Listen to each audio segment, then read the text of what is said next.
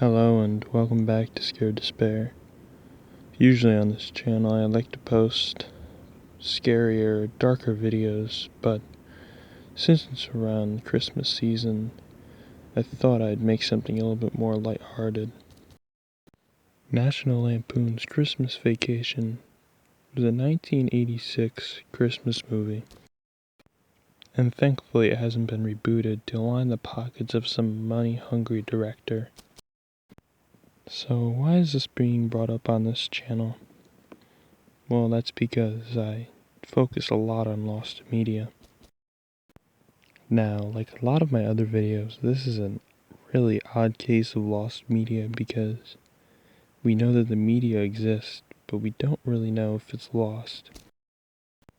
The movie as a whole, as it was released, is indeed not lost media, but there's a probable piece of lost media hidden in the cutting room floors of the movie itself.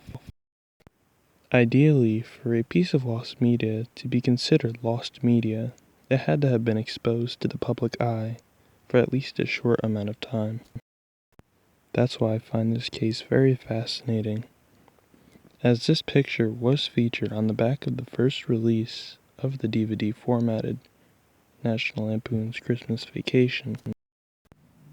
Now, for people that watch this movie, you may be wondering what I'm talking about, because this scene was not in the movie when you watched it, and that's a great point. The thing is, we don't know if the public ever really saw this scene in the movie. There are people that claim to have seen this on television when it was airing in the 90s, but that's all we have, claims. We know the scene was shot because we have this still, and we know this is the scene because you can find it in the script, and from the script I can give you a description of what the scene would have looked like when it played out. After the Griswolds find the perfect tree for their house, they realize they do not have an axe to cut the tree down, and cutting a tree down with your hands would be very difficult, so they drive back to the place where they bought the tree and ask the guy in the Christmas outfit that you see on screen if they had a shovel that they could borrow.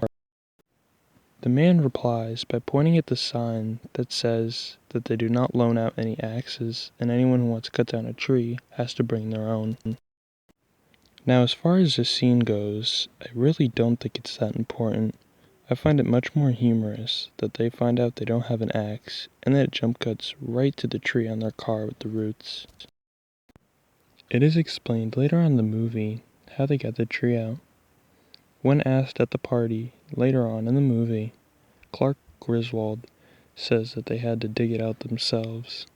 This, of course, referencing a scene that was cut in the movie. The scene that they're referencing takes place directly after they ask for the axe. Instead of giving them an axe, the guy offers them a shovel, which Clark takes. He then comically digs up this tree and puts it on the roof of their car.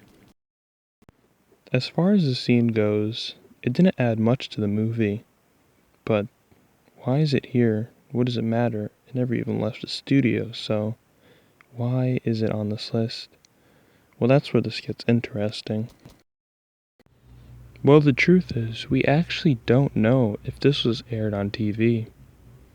Now, the difference between DVD and being aired on TV is commercial breaks, for one, and runtime, for another. The key one here is runtime. As you likely know, episodes of shows are usually 30 minutes or an hour. There is usually no in between. That's where the scene comes in.